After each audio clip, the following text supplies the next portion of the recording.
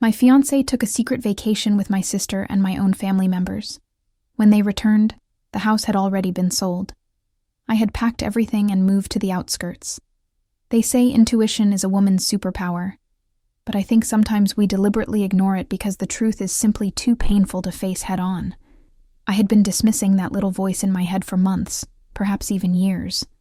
But that night, the night when the storm hit both my window and my life, I could no longer ignore it.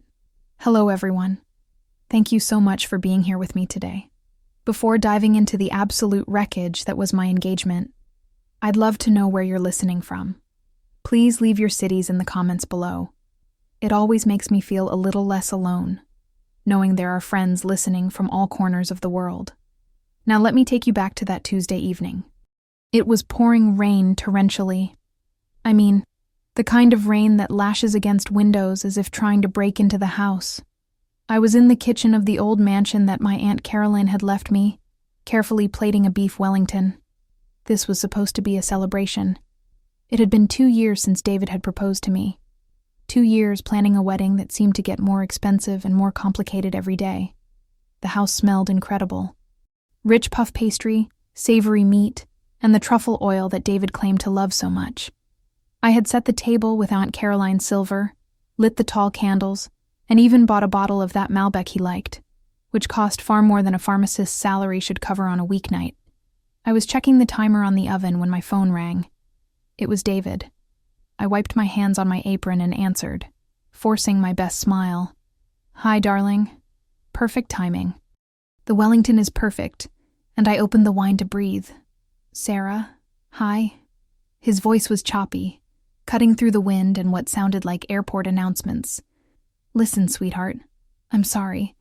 Something huge happened with the downtown commercial project. The investors are freaking out. I have to fly to Chicago tonight. Right now. My smile faltered. Chicago tonight. David, it's our anniversary dinner. I've been cooking since I got home from the pharmacy. I know, he said, sounding impatient. Not sorry. Don't start, Sarah. I'm doing this for us, for our future. Do you know the commission I'll make on this deal? It pays for the honeymoon. He switched the phone to his other hand, and for a split second, the camera angle opened up. He was clearly at the airport, but behind him, right over his left shoulder, I saw something that froze my blood. It was a neon-hot pink suitcase. Not just any suitcase. It was a limited edition designer bag with gold hardware. I knew this because I had bought it. I had bought it for my sister Victoria, for her birthday last month. She had thrown a tantrum saying she needed it for her influencer aesthetic. And as usual, I gave in to keep the peace. David, I asked, my voice trembling slightly, do you have someone with you? What? No, just the team. Look, they're calling for boarding. I have to go. I love you, really. He didn't even wait for me to respond. He lowered the phone to end the call, but his thumb must have missed the red button. The screen didn't go black immediately, just pointed toward the floor, capturing his shoes walking quickly. And then I heard it. Is she gone? The voice was unmistakable, high-pitched, mocking, and horribly familiar. It was my mother, Patricia. Yes. David's voice came through clear as a bell, now that he was no longer pretending to be stressed. God, she's so needy. It's exhausting. Well, you handled it perfectly, darling, my mother said. Now put that phone away. Victoria is waiting at the gate with drinks. Miami Beach, here we come. Finally, David laughed. A cold and cruel sound. A week without the dead weight. Come on, Mom. Then the screen finally went black. I stood there, in the middle of my beautiful kitchen, the silence of the house deafening compared to the storm raging outside. My hand gripped the counter so tightly that my knuckles were white. Business trip to Chicago. They were going to Miami Beach. My fiancé, my mother, my sister. The whole family was on vacation. And not only was I not invited, but they had lied to my face to leave me behind. I felt like I couldn't breathe. The smell of the beef Wellington suddenly made me nauseous. I turned off the oven with a shaking hand. Why? Why lie? If they wanted a family trip, why didn't they just tell me? Was I that unwanted? Was I just dead weight, like David had said? I walked to the living room, my legs heavy, as if I was walking through concrete. I sat on the couch, staring at the fireplace, and that's when I saw it. David's old iPad. He used to keep it in his briefcase, but must have left it on the charging dock in his rush to leave. As I looked at it, the screen lit up with a notification. It was a message from Victoria. I leaned forward, my heart pounding against my ribs like a trapped bird. The message preview was visible on the lock screen. Can't wait to announce the good news next week. She's going to freak when she realizes the house is basically ours. Hurry up, baby daddy. Baby daddy, the house is ours. The room spun. I reached out, my fingers trembling uncontrollably, and picked up the iPad. I knew David's password. He never changed it. It was 0924, Victoria's birthday. I had always thought it was just because she had introduced us, a nod to friendship. Now that number felt like a stab in my stomach. I typed the code, the lock icon unlocked, and just like that, I opened the gates of hell. The moment the home screen loaded, I felt a physical wave of nausea hit me. The background photo wasn't me, it wasn't us. It was a selfie of David and Victoria, cheek to cheek, lying in a bed that looked suspiciously like the guest room at my parents' house. I went straight to the messages. I didn't want to believe it. Part of me, the pathetic part that spent 32 years trying to please these people, wanted to believe it was a prank, a misunderstanding. But the text thread labeled "the winning team" shattered that hope instantly. The group chat included David, my sister Victoria, my mother Patricia, and my father Marcus. They were all there, except me. I scrolled up, my eyes burning as I read the messages from just a few hours ago. Mom, did you manage to get the keys to her safe, David?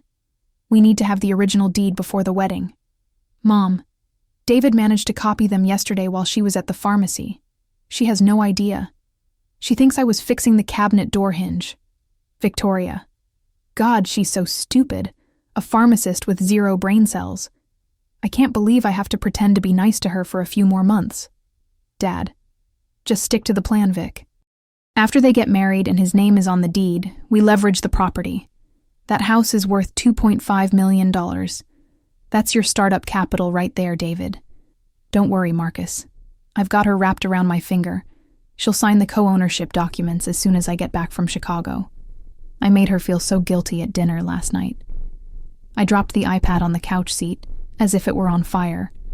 I ran to the bathroom and threw up in the toilet. My body was rejecting the information faster than my brain could process it. They weren't just excluding me. They were hunting me. I washed my face with cold water, looking at my reflection. Pale skin, wide and terrified eyes. Get it together, Sarah, I whispered. You need to know everything. I went back to the iPad. I needed to see how deep the rot went. I opened the hidden photo album. It was password protected, but of course the password was the same. Yus924. Hundreds of photos. David and Victoria making out when he said he was at a real estate conference. David and Victoria at a concert for which I had bought tickets, but he claimed he was sick. So I gave them to Victoria to take a friend. And then the most recent ones. An ultrasound dated 2 weeks ago. The patient name on the file was Victoria Thompson. Hurry up, baby daddy. The text message suddenly made horrible sense. Victoria was pregnant, my fiancé was the father, and my entire family, including my parents, knew about it. They were celebrating. They were planning to go to Miami Beach to celebrate the new grandchild funded by money David had withdrawn from our joint wedding account. I checked the banking app on the iPad. The wedding fund to which I had contributed 90% of my salary and savings was drained. Transaction. Ocean View Resort, $18,000. Transaction. First Class American, $10,000. Transaction. Tiffany & Co., $6,500. In total, the account was $40,000 lighter. I felt a scream forming in my throat, but it wouldn't come out. It was trapped behind a wall of pure, unadulterated shock. I went back to the messages. I searched for the word house. Victoria. I don't want to live in that dusty old museum of hers, David. It smells like old lady. David, love, we're not going to live there. After she signs the co-ownership, I'll own half. Oh, then we force a sale or take out a major loan. We keep the money, buy that modern condo you like downtown, and leave her with the debt. Mom. Or just renovate the basement. Sarah is used to being in the background. She can live downstairs and pay the mortgage while you two take the master suite. She'll do it if you say it's for the family. She's desperate for approval. That comment from my mother broke something inside me. She can live downstairs, like a servant, like a dog. They had planned my entire ruin. They had turned my life into a long-term scam. The wedding wasn't a celebration of love. It was a hostile takeover of my assets. I looked around the living room. The storm's shadows danced on the walls. This house, Aunt Caroline's house. Aunt Caroline had been the only person who really saw me. While my parents fawned over Victoria's beauty pageants and cheerleading, Aunt Caroline sat with me in the garden, teaching me the names of herbs, helping me study for chemistry tests. When she passed away 3 years ago, the will reading was the first time I saw my parents truly angry with me. Caroline had left everything to me. To Sarah, the will read, because she is the only one who understands that a home is built with love, not leverage. My parents tried to contest it. They failed. Then suddenly they became nice. They introduced me to David. They encouraged the relationship. He's a good catch, Sarah, my father had said, clapping David on the shoulder. Smart guy. He can help you figure out what to do with that mansion. Maybe renovate, increase the value. David smiled at me. He was handsome, charming, and focused entirely on me. I love old houses, he said. They have soul, just like you. I melted. I thought I had finally won.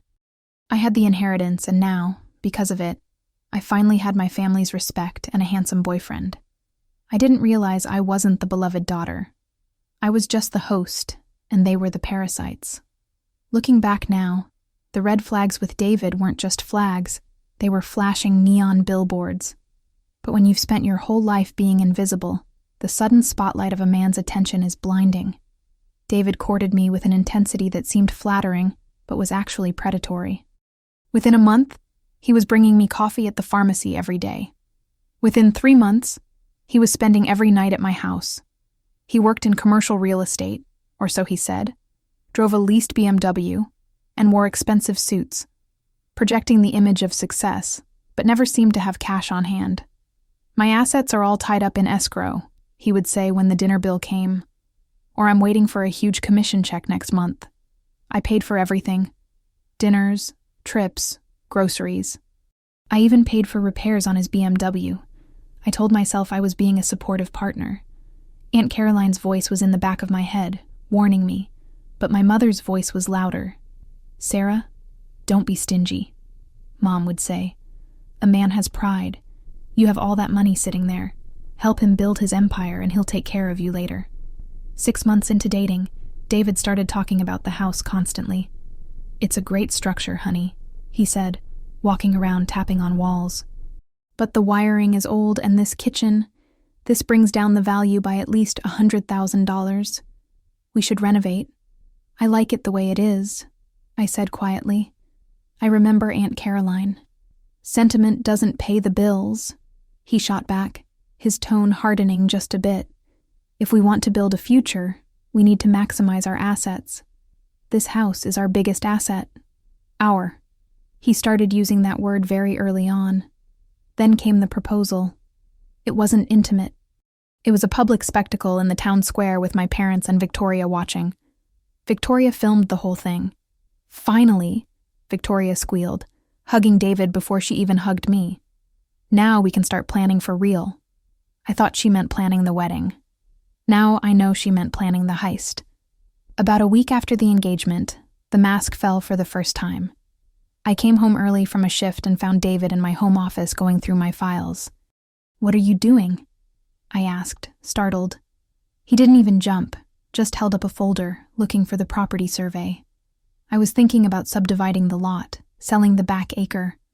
"I don't want to sell the garden," I said, feeling a tightness in my chest. "That's where Caroline's roses are." He slammed the drawer shut. God, Sarah, you're so short-sighted. I'm trying to make us millions and you're worried about some dead roses. Do you want to be a pharmacist forever counting pills? I stepped back. He had never spoken to me that way. Later that night, he cried. He actually cried. He told me he was so stressed because he wanted to give me the world and felt inadequate because I had more money than him. I just want to be an equal partner, he sobbed. I feel like a parasite living here without having my name on anything. It hurts my pride. I comforted him. I apologized. I told him I didn't care about money and that was exactly what he was counting on. The truth I later discovered in the background check that Dr. Elena Rodriguez did was that David wasn't a successful developer. He was a glorified scout for a brokerage and was drowning in debt. He had $80,000 in credit card debt and a gambling problem. He looked at me and saw a walking ATM. He looked at my house and saw a winning lottery ticket. And my family, they weren't just bystanders, they were his coaches. I remember a barbecue a few months ago. Victoria was in a bikini, lounging by the pool that David had insisted we install. With my money. David was at the grill. "Hey, Sarah," Victoria shouted. "When you guys get married, are you going to redo the master bathroom? It's so small." "We haven't decided," I said. David promised me. Promised us that he'd put in a jacuzzi tub, she said, correcting herself. I looked at David. He winked at me. Girl talk, right, Vic? Just wants the best for her big sister. I felt a knot of discomfort then, but swallowed it with a sip of lemonade. I was so desperate to keep the peace, to maintain the illusion of happy family, that I let them do whatever they wanted. But today, looking at the text messages on the iPad, the illusion was gone. The predator had shown its teeth and I finally realized I was the prey. The week leading up to this business trip had been intense. It felt like a coordinated attack, a pincer movement designed to crush my resistance. The target was always the same. The deed. Co-ownership with right of survivorship. I had heard that phrase more in the last 7 days than in my entire life. It started at Sunday dinner at my parents' house. Roast beef, strong drinks, and a thick atmosphere of expectation. Then my father Marcus started, cutting the meat aggressively. The wedding is in 3 months. Have you been to the lawyer for property consolidation yet? I put down my fork. I already told you, Dad. I'm keeping the house in my name. It's my inheritance. Whose inheritance? My father stuttered. I'm her father. This is my daughter's house. Not anymore, the security guard says. He points to the newly posted private property sign on the lawn. The previous owner sold the property and vacated the premises yesterday. She instructed us that any unauthorized entry attempts by, he looks at a clipboard, David Mitchell, Victoria Thompson, or the Thompson parents, should be treated as hostile trespass. She sold it. Victoria whispers, her knees giving out. But the nursery, the money. You have 5 minutes to withdraw and remove your luggage from the property, the security guard says with his hand casually near his belt. Or I call the police, and I believe they're already looking for a Mr. Mitchell. That was the moment the penny dropped. The house wasn't just locked, it was gone. The asset they had bet their entire future on, the collateral for their loans, the roof over their heads had evaporated into thin air while they were drinking cocktails. The standoff on the porch didn't end quietly. My family doesn't know how to be quiet. They throw privilege-fueled tantrums. According to the police report I received later, my father tried to physically push the security guard. I have rights, Marcus Thompson shouted. I paid for the roof of this house. A lie. I paid. He just recommended the contractor. The security guard didn't back down. He simply released the German Shepherd's leash. The dog barked. A deep guttural sound that vibrated in the chest of everyone watching. My father stumbled backward, nearly tripping over a suitcase. Louis Vuitton. Call the police, Mom squeaked. This man is stealing our house. Arrest him. Please do that, the guard said calmly. I'll wait. Someone did call the police, but it wasn't my mother. It was the neighbors. Mrs.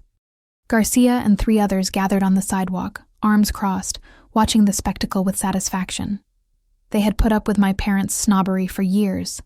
This was their Super Bowl. 2 police cars arrived 5 minutes later.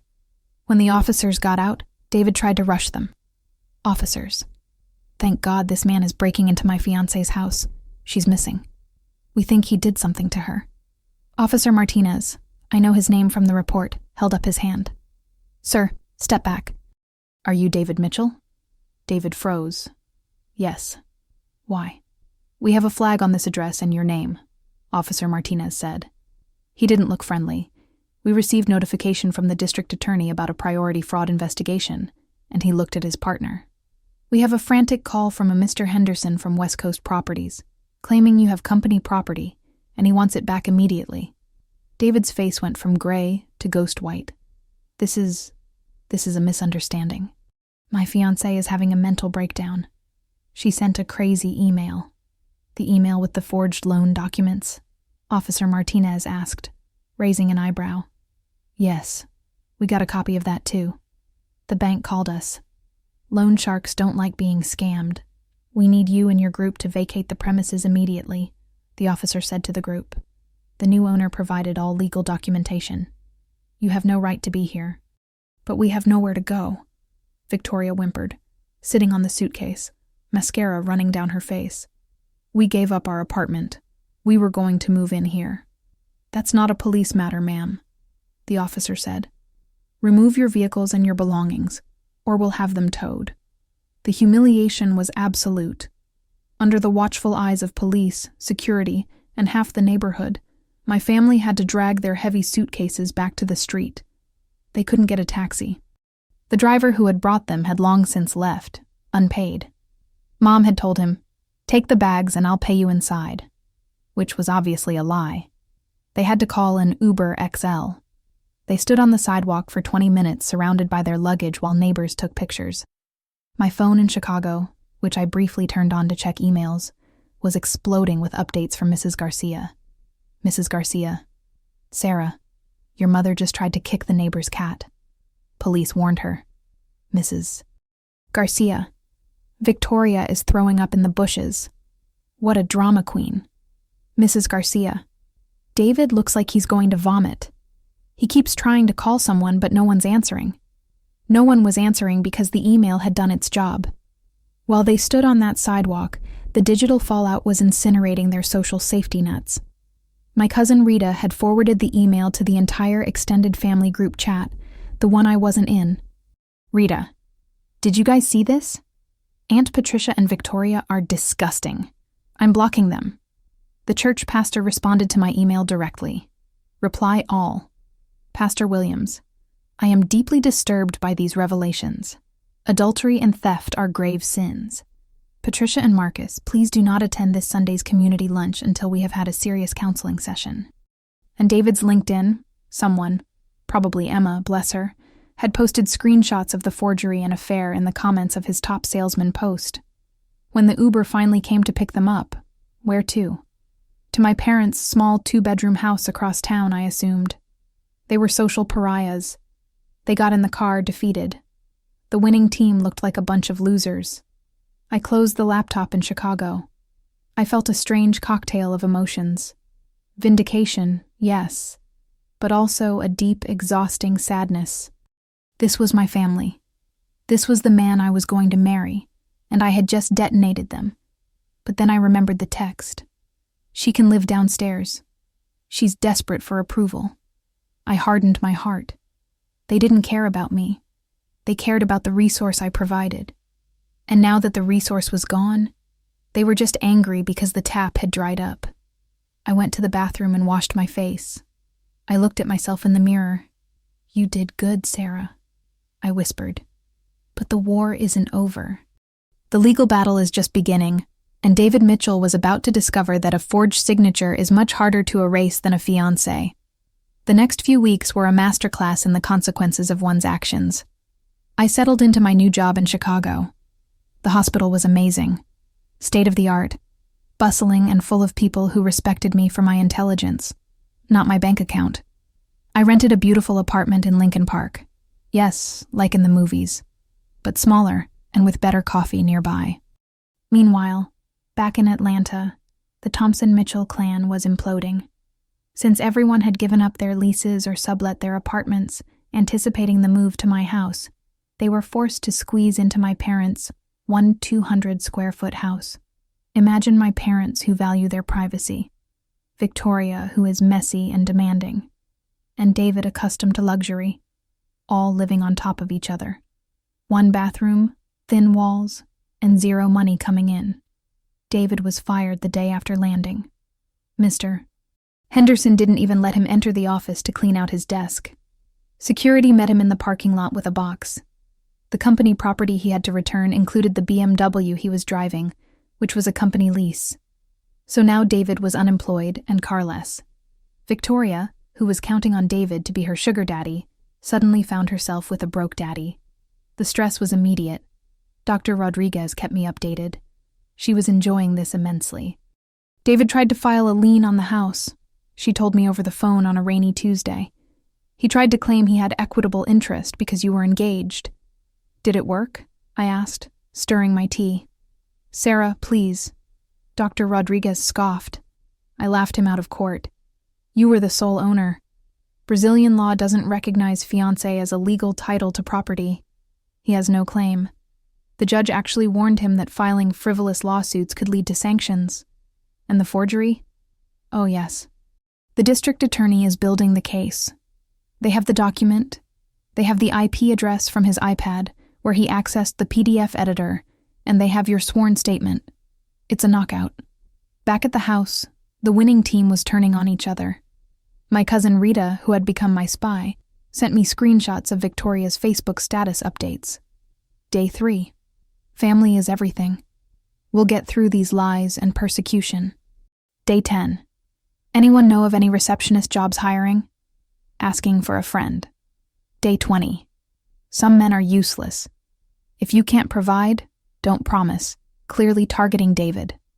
Then came the church disaster. My mother Patricia lived for her status in the church ladies group. After the email, she tried to go to Wednesday prayer group. According to Rita, when Patricia walked in, the room went silent. Dr. Rodriguez, who also attended that church unbeknownst to me, stood up and said, Patricia, I think you better sit this one out. We're praying for honesty today. My mother left in tears. She texted me that night. Mom, are you happy? You humiliated me before God and my friends. I hope you rot in hell. I blocked her number. I didn't need that energy. But the sweetest victory was financial. Since I had sold the house for cash and transferred the money offshore, they couldn't touch it. But they still had debts. The wedding vendors I had hired, I canceled them. But the non-refundable deposits were gone.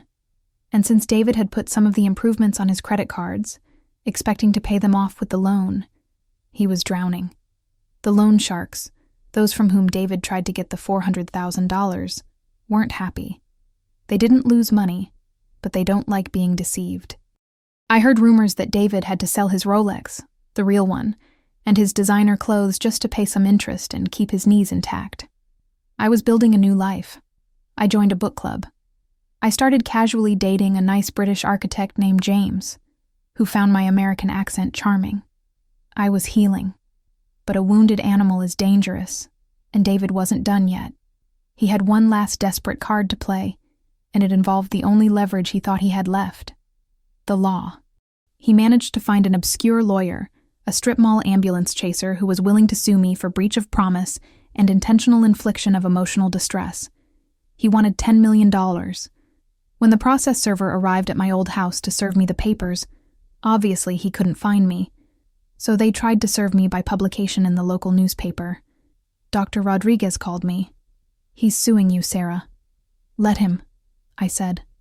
I have the truth. We need to counterattack, she said. For the money he stole from the wedding fund, for emotional distress from the affair, and we need to drop the bomb about the baby. Do it, I said. Scorched earth, remember? Oh, I remember, Dr. Rodriguez said. I'm drafting the motion now. I'm asking for attorney's fees. He's going to pay for every minute of my time. I hung up and looked at the Chicago rain. It seemed purifying. They wanted a fight. They were fighting a ghost. And ghosts are impossible to hit. The legal system moves slowly until it moves very, very fast. 3 months after I fled, the hammer finally fell on David Mitchell. He was at the house, probably arguing with Victoria, who was now showing and very unhappy about being broke, when the knock came. It wasn't a process server this time. It was the police. They had a warrant. Dr. Rodriguez sent me the details later. The district attorney had finalized the investigation into the loan application. Since the lender was federally insured, even though predatory, they had backing. The forged signature wasn't just fraud, it was bank fraud. Charges: forgery in the first degree, attempted grand theft, identity theft, wire fraud. David was arrested in boxer shorts and a stained t-shirt. My father, Marcus, tried to intervene, shouting, "Do you know who I am?" Nobody knew who he was. Police threatened to arrest him for obstruction, so he backed down. Victoria filmed the arrest not to help David, but to distance herself. She was already spinning the narrative. She posted a crying video, claiming she was manipulated by an older man and had no idea about the fraud. "I'm just a victim," she sobbed to her 200 followers. He lied to me too. The winning team's loyalty lasted exactly as long as the money did. David's bail was set at $200,000. My parents didn't have it. Victoria certainly didn't. He spent 2 weeks in jail before his parents, who live in North Carolina, and had been estranged from him due to his gambling addiction, finally mortgaged their house to pay the bail. When he got out, he was a different man. Broken. Desperate. Then came the civil lawsuit. Dr. Rodriguez represented me via Zoom. I didn't even need to fly back. I sat in my kitchen in Chicago, wearing a nice blouse and pajama pants, watching David try to explain himself to a judge. His lawyer was incompetent. He tried to argue that the house was common law marriage property because we were engaged. The judge, a stern woman with zero patience for nonsense, lowered her glasses. "Mr. Mitchell, show me the deed." I don't have one," David stammered. "She tricked me." "You are a grown man, Mr. Mitchell," the judge said. "Did you contribute to the mortgage?" "Well, I paid for groceries." "Did you pay the mortgage, taxes, insurance?" "No." "Then you have no claim." Case dismissed with prejudice. Then came our countersuit. We demanded return of the $40,000 from the wedding fund he stole for the Miami Beach trip. We had receipts. We had bank transfers. Judgment in favor of defendant Sarah Thompson in the amount of $40,000 plus attorney's fees, the judge decided. David put his head in his hands. He didn't have $40,000. He didn't even have $40. But the real blow came when the judge addressed the intentional infliction of emotional distress claim he had filed against me. "Mr. Mitchell," the judge said, looking at the file of evidence Dr. Rodriguez had submitted. The photos, the ultrasound. "You slept with your fiancé's sister, got her pregnant, and conspired to steal her house. If anyone is distressed here, it's Ms. Thompson. You're lucky she's not suing you for every penny you might ever earn. Get out of my courtroom." I closed the laptop, took a deep breath. It was over, legally. At least I was free. But family is stickier than law.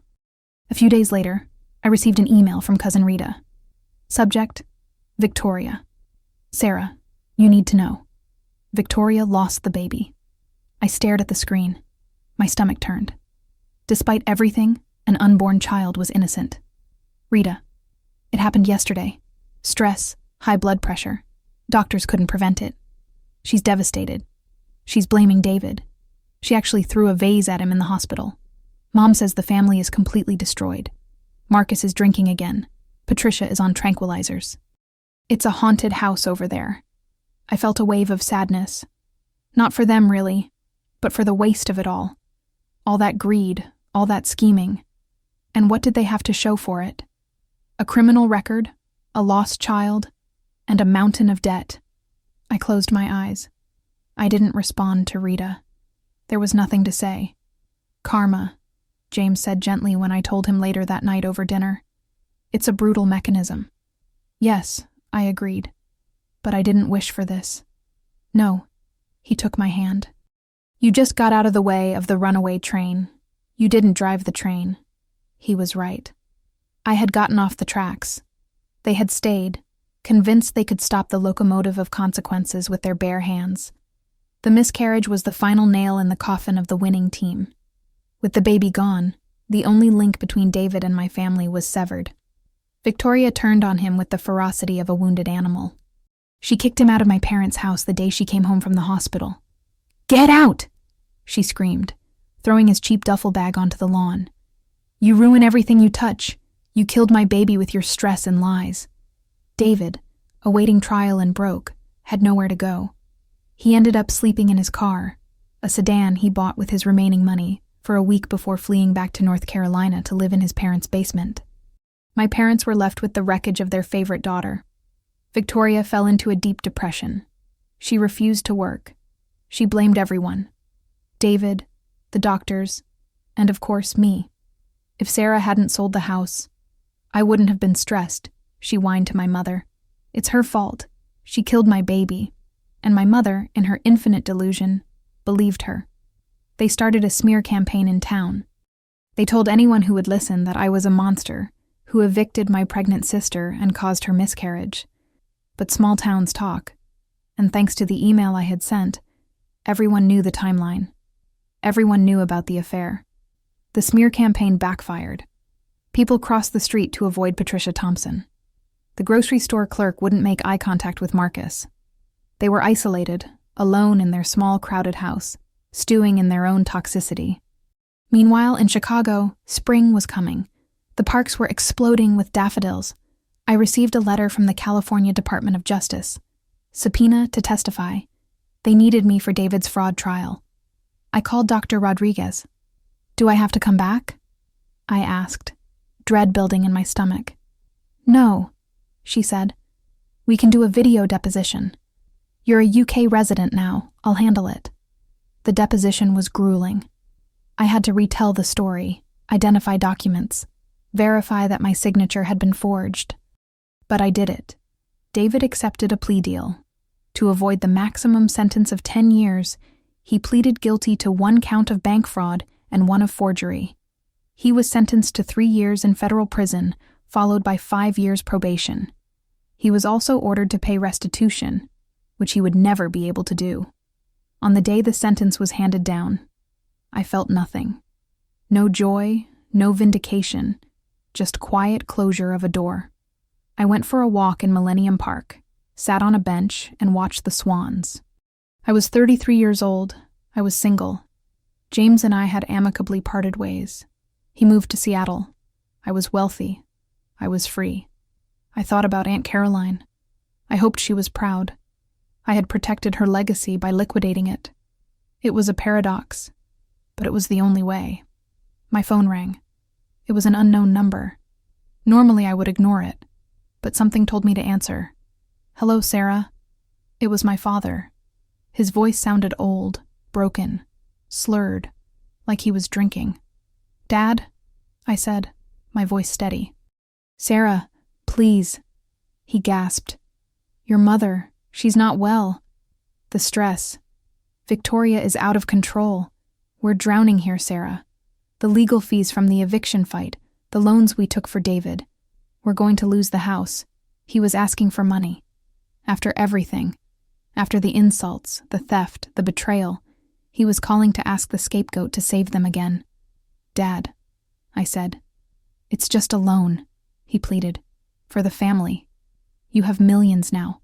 Just $20,000 to save your childhood home." I looked at the swans, gliding on the water.